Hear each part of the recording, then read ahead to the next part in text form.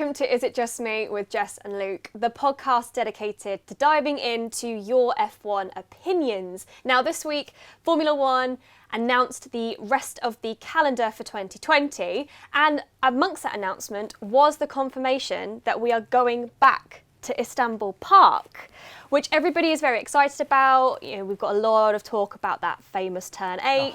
Everyone's getting very excited and misty-eyed. Obviously that's another addition to a list of classic tracks that are returning for 2020 because we're in this weird world that we currently are. I didn't know what word to use really there. I was just I think weird works. Weird world that we're in currently with sport in general, but very much in Formula One. And everybody's very, very excited. There was a lot of sharing of the calendar going, is this the best F1 calendar there's ever been? And obviously, I guess, a lot of optimism coming out of a rather pessimistic situation, which is always good to see. But there's a but. Yeah. And this might come at a bit of a shock to some people who are very excited about the new and returning tracks that we've got coming up this year. But there are naysayers out there, Luke. There are people that aren't maybe as optimistic, and they're actually thinking, what is everybody so hyped for? Yes, you're right. There are naysayers, which I don't really get, because I'm personally really, really excited about this calendar that we've got. And I maybe wouldn't go as far as saying it's the best calendar ever for F1. But I think, firstly, major props has to go to Formula One and its team for actually getting this calendar together. A 17-race schedule, I think 3-4 months ago, it was unimaginable. But we've got a big calendar. I mean, that's as big as it was in 2009. So it's sizable, and we've got loads of these classic tracks: Nürburgring, Imola, Istanbul. We've got Mugello, which is going to be new; Portimao, which is new, and that to me is just really exciting. It's something fresh, and we've got some really good opinions that have come in from people who are equally as excited as I am.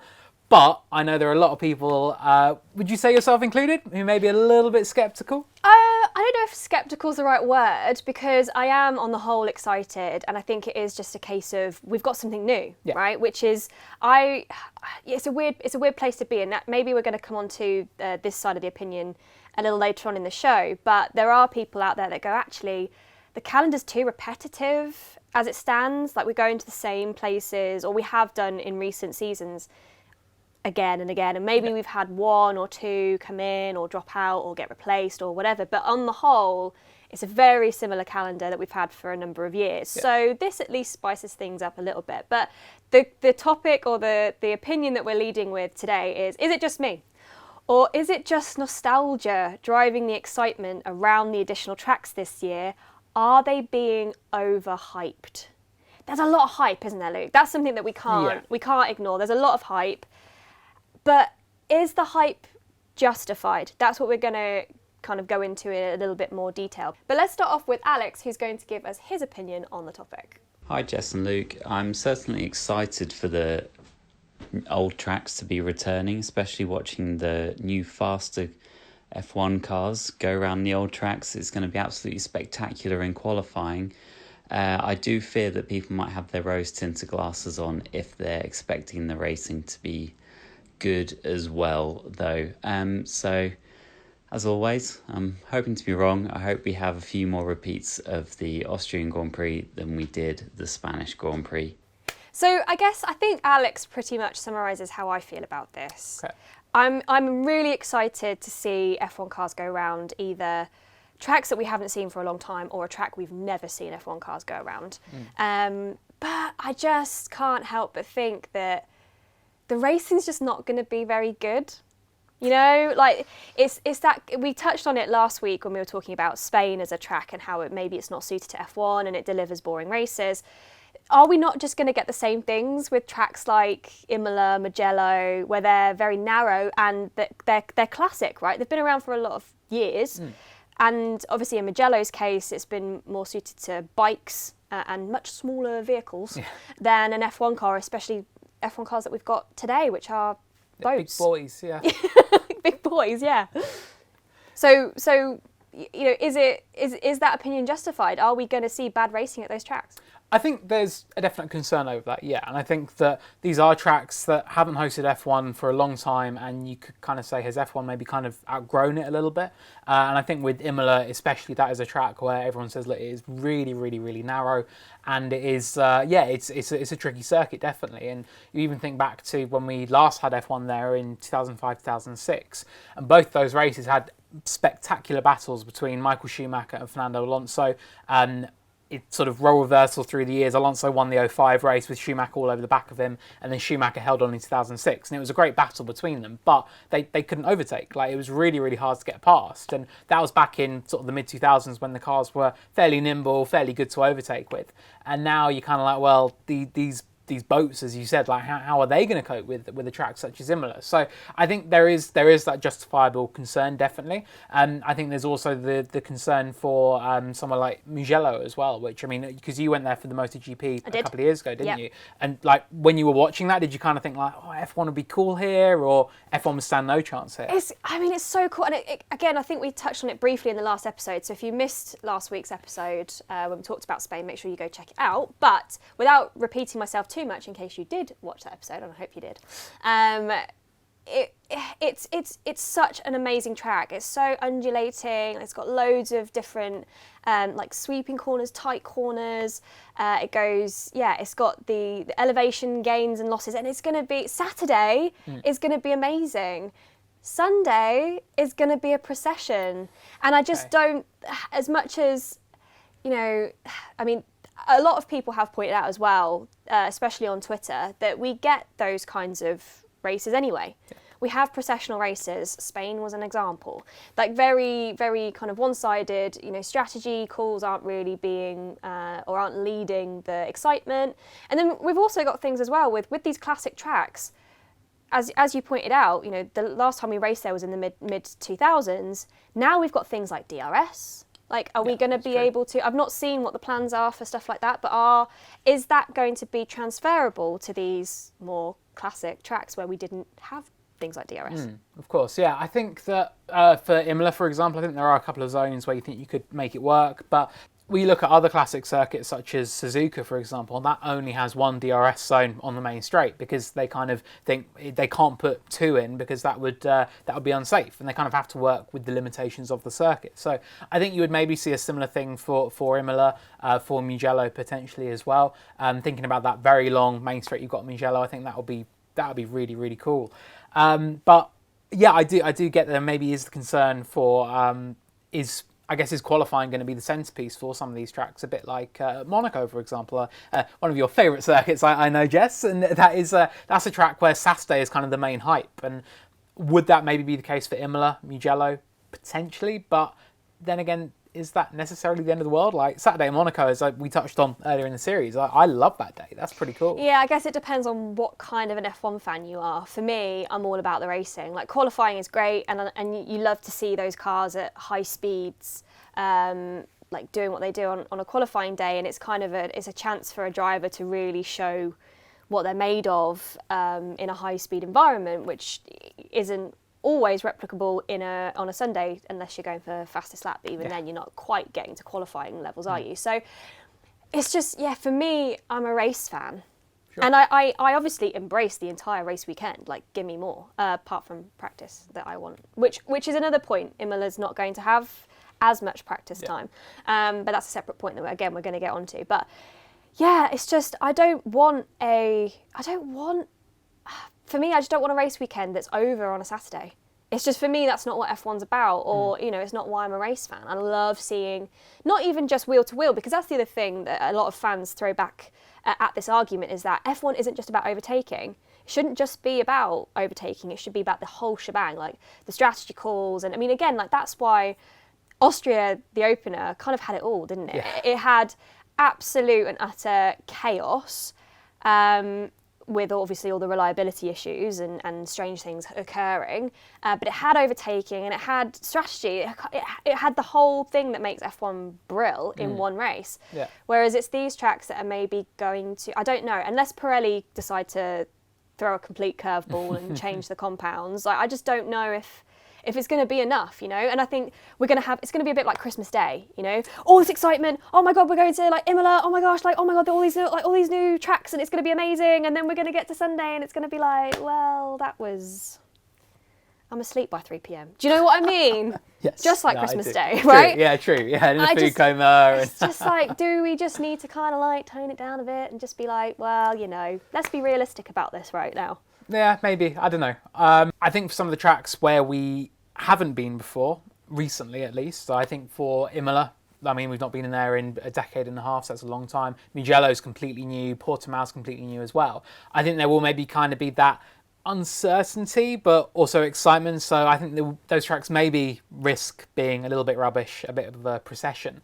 But I think for the Nürburgring and for Turkey, there are obviously two tracks that we are going back to that are more recent. We've seen them both there in the era of DRS, for example. Turkey's last race was 2011, Nürburgring's last race was 2013. And I think those are two tracks that actually, for me, I think there are no big question marks over them like there are maybe for some of the other ones. I mean, we know what these circuits are like. So they're very wide. They're very, I personally think, really good for racing. The Nürburgring, I think that worked really well for F1 last time, and it's not been on the calendar because it's not good enough for the sport or anything like that. It's purely commercial reasons.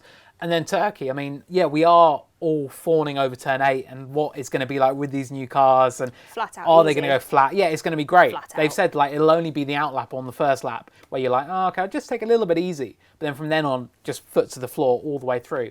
And that's really cool. That really, really excites me. And I think those tracks where we maybe have a bit of a better idea of what's going to come, I think we can sort of say with a little more certainty, actually, there are reasons to be excited. Like, those tracks will be good for racing and will be good for these modern F1 cars. Well, let's hear what Oliver had to say, who submitted his opinion via Instagram. Is there a risk that the new tracks will produce rubbish racing? Probably, but it's not due to the tracks being overhyped, because the tracks are classic, like Silverstone and Barcelona. They're classic tracks, but it's probably the generation of cars we have that are big, wide, clunky, make dirty air that are going to ruin the racing, unfortunately. So, I mean, I don't agree with Barcelona being a classic. I mean, is it a classic? No, I don't think it's classic. Barcelona and classic are two words I never thought I would use in the same sentence. Classically bad, maybe, but not classics. Nice. But what you're saying there is it's not the problem of the tracks, and we know it's not the problem of the tracks, and it's what we touched on again a little bit last week with Spain. It's the problem with the cars, and we're just going to have to go through a bit of a pain couple of seasons until the regs change, and we know the regs are going to change. So, you know, why are people getting like why not just embrace the change and have like the excitement around these new tracks joining? Because we know racing's going to be dull, because, you know, we've maybe been a little bit spoilt this season just because it's been a bit all over the place. Yeah. But, you know, we get boring racing in F1, don't we? That's just kind of the problem with this era of car. Yeah, it is. And I think even not just for this era of car, I think you can look back and easily find a circuit that you go, oh, it's crap every single year. And then there's like one great year and all of a sudden everyone wants it back. I mean, Valencia, for example, it was dire. Yeah. And then we had 2012 and everyone went, oh, it's brilliant again. And it's like that, it's very fickle, I think, between what is a good and a bad race. And I think therefore, right now, because of just the way that these cars are, even tracks like Silverstone can produce pretty bad races. I mean, we saw that for the British Grand Prix, like until sort of 5 laps toward the end when everyone's tyres started going pop. Like it was a pretty dull race. Like it was pretty boring. So really, I don't think it matters where we go. It's always going to be a bit of a toss up. Like, is it actually going to be any good or not as a race? So therefore, yeah, I fully agree with Oliver. Like, let's just say, look, well, if all of the tracks are going to be a bit hit and miss, why not just try some new ones to see what else it could do? Because it could produce an absolute stunner of a race. And the fact that we've got other sort of variables coming in, we mentioned the 2-day weekend at Imola, for example. So the drivers will get one practice session. And all of the drivers have gone, this is a really bad idea. And Which makes it a good idea. Yeah, exactly. Yeah. I'm like, actually, no, you guys are going to get no time. You're going to go in very sort of fresh to the circuit, and that may lead to more mistakes, that may lead to more risks being taken, and that could actually produce some really good racing. So, yeah, I mean, let's just embrace this. Like, why not? It's a good point as well, because so many, not only do we have like drivers on the grid that have never been to Imola or even Istanbul Park, which or Nürburgring, like they've not driven there. They might have done it. Babies, aren't they? Honestly. A couple of them have raced there before, or a few of them have raced there before, but they don't. These drivers don't have data, do they? These teams don't have data, and obviously, I mean, cheeky Ferrari and AlphaTauri, who conveniently had a couple of filming days and test days at. Well, so Ferrari did theirs at Mugello, and AlphaTauri did theirs at Imola.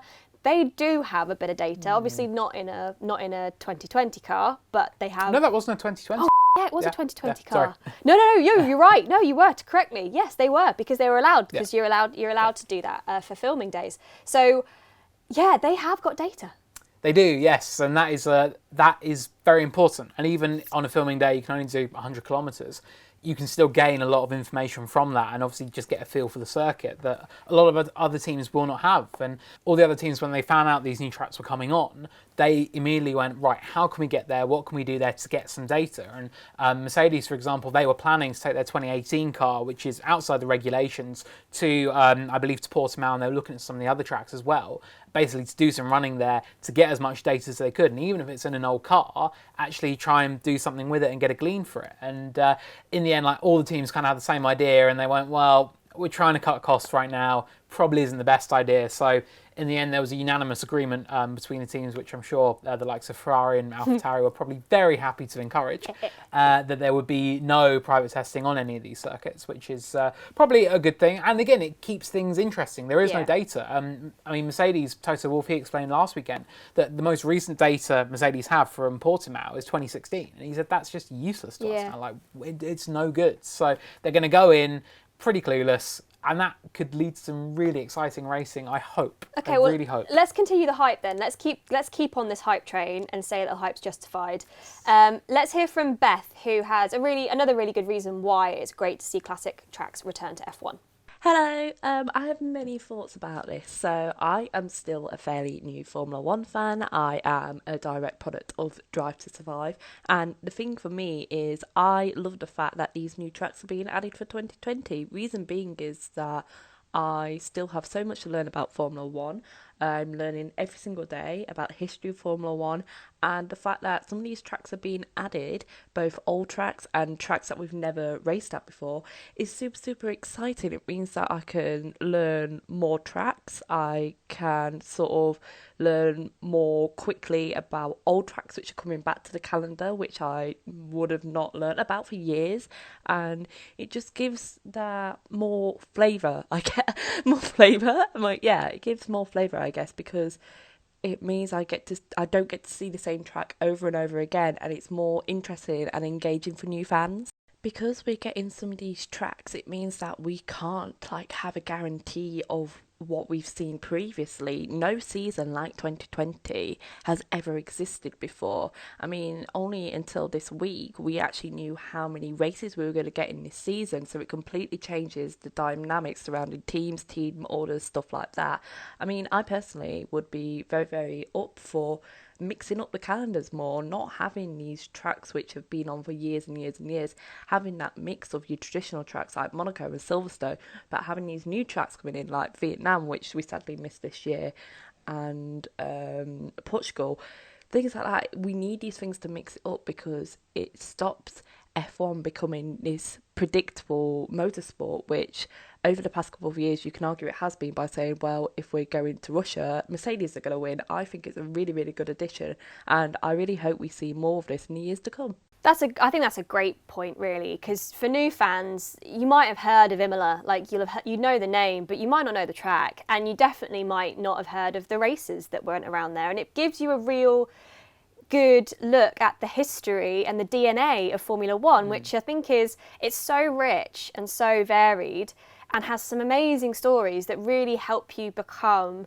a hardcore F1 fan, right? Which is where people like Beth, who came in from Drive to Survive, which I know gets a lot of stick in some F1 communities, but you know, more F1 fans means more money into the sport, which means more sport. Yeah. So in my book, embrace them.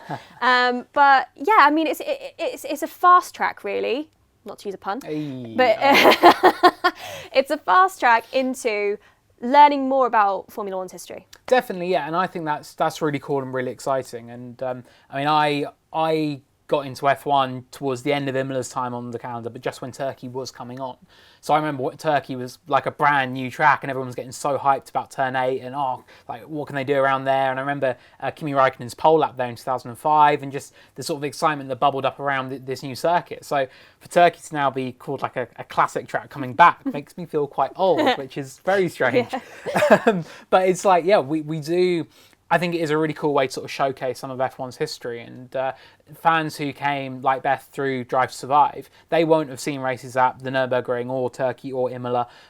So to kind of give that sort of history lesson, I think is really cool. And I think that Imola in particular, obviously 1994, it has such an important place in, I think, telling the story of F1 how it is today. I think that to go back there, I think, is really fitting, particularly in the 70th year of this wonderful sport. And I know it's sort of not been at all by design, it has been very much an accident. They kind of said, look, we've got to find as many European venues as possible that can host F1, and Imola, Turkey, Nürburgring have sort of popped up. But that, I think, is just really cool that actually in this year of all years, we can say, look, we're going to teach a lesson about F1 history to new fans to the sport, go back to some of the roots. Some of the drivers, such as Lewis Hamilton, for example, he didn't race in F1 at Imola. So for him to go there, even like towards the end of his career, and have a new circuit, I think that's a really, really cool thing. So yeah, I think it's nice to kind of have that nostalgia, that, yeah, maybe a bit of sort of rose-tinted spectacles about some of the things. But I think that this, of all years, I think is a really good time to look back in years to come and say 2020, that was the year we went back to Imola and back to the Nürburgring and back to Turkey, and what a weird year, but how cool, and hopefully what good racing we had there as well. And I know a couple of the tracks, they do want to make this a more permanent move. They want to say that, well, if the racing's good this year, or if it goes well and we can show that we can host Formula One with style, that they'll return potentially, as long as those pesky commercial talks go well. But I guess also, and you briefly mentioned that we've had to essentially lock down F1 into Europe. I know we're going to Sochi, everybody's favourite track, but we are, the alternative would have been a triple header at Sochi, or Silverstone hosting every single round. And I think if we look at what the alternative is, we should definitely be hyped that these we're getting different tracks and different racing and different challenges. Even if the racing is boring, at least I'm not staring at Silverstone for the 12th time in a row, because that, I think, would have ruined the season. It would have, yeah, and I think that it would have been sort of a necessary step for F1 to maybe not have 12 races at Silverstone, which was genuinely offered by Silverstone at one point to F1. But we do want that kind of variety and that variation, and we don't want this to. I think we wanted this calendar to be as normal as possible in terms of keeping things fresh and changing things up a little bit, and not doing like what Formula E did with Berlin. And, I mean, they did a good job in terms of changing up the track and everything like that, but it was still 6 races in the same place, and I think their viewing figures showed it. Did they dip as it went through? I'm pretty sure that wasn't helped by the fact that Da Costa won it convincingly. And why are you then going to watch the remaining races? Very true. Even if you were kind of watching just because you wanted to see the final 6 races, I think it's just one of those things that happens, isn't it? It's a little bit like, it all gets thrown at Formula One when Hamilton wins the championship with like 3 races to go or whatever. Like, naturally interest wanes slightly, especially those like more casual fans maybe. But I think you're totally right. That's what F1 clearly very much wanted to avoid, and they have done, and they've done it with style. Yeah. Definitely. We've got a really, I think, cool collection of circuits coming onto this calendar now. And I think it will keep these things interesting. We're going to end the season with only 3 double headers at the same circuit, Silverstone, Austria, and Bahrain towards the end of the year. And that's pretty good that F1 has managed to sort of keep that variety going and keep kind of at a time when a travelling circus is absolutely the furthest thing you can imagine from being possible given the sort of limitations of this pandemic. To keep kind of the travelling circus idea of, okay, we're on to the next one and all of that. I think that's really cool for the spirit of the sport. Absolutely, and obviously with the Bahrain, we've got potential different layout on option as well, Hopefully, which is going to make that interesting. I've actually been quite impressed actually with the double headers that we've had. Yeah. I was really worried that we were just going to get repeat races, and so far that's not happened at all. So that's been really good. But let's conclude, because I think we've pretty much covered off everything that we need to cover off. What I'm getting the sense of is that everybody can be excited by it, and I think rightly so for the history element and that revisiting. I think especially in a year where everybody's finding things quite difficult, it's quite nice to be proud of the sport and to look at the history and to kind of bring that forward.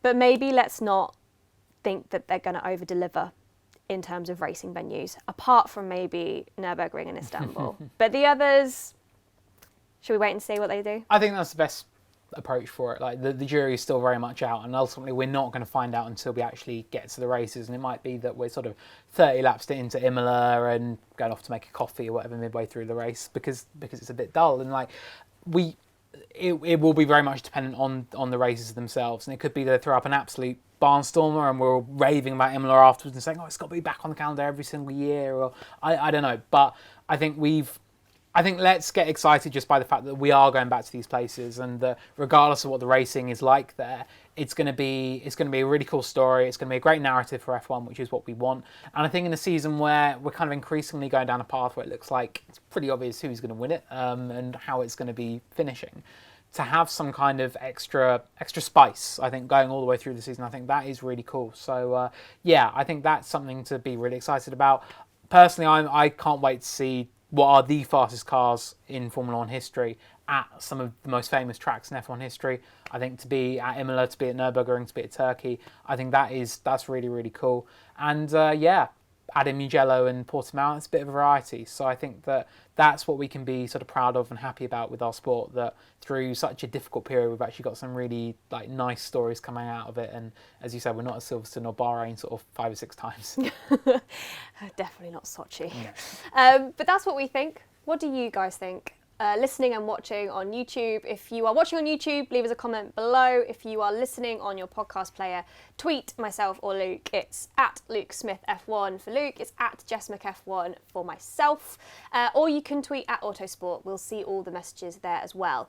Keep your suggestions coming in for topics that we should be covering on this podcast. The spicier takes, the better. And make sure if you are listening on your podcast player or watching on YouTube that you are subscribed so that you never miss an episode. And keep a lookout for when we are putting out requests for your opinions on the topics that we've selected each week. They will be coming out mainly on the Autosport channel or on either of mine or Luke's channels, basically. Just make sure you're following us over everywhere, and then you'll never miss out. But that's it for this week. Join us next week where we'll be taking on another one of your opinions. And until then, we'll see you there.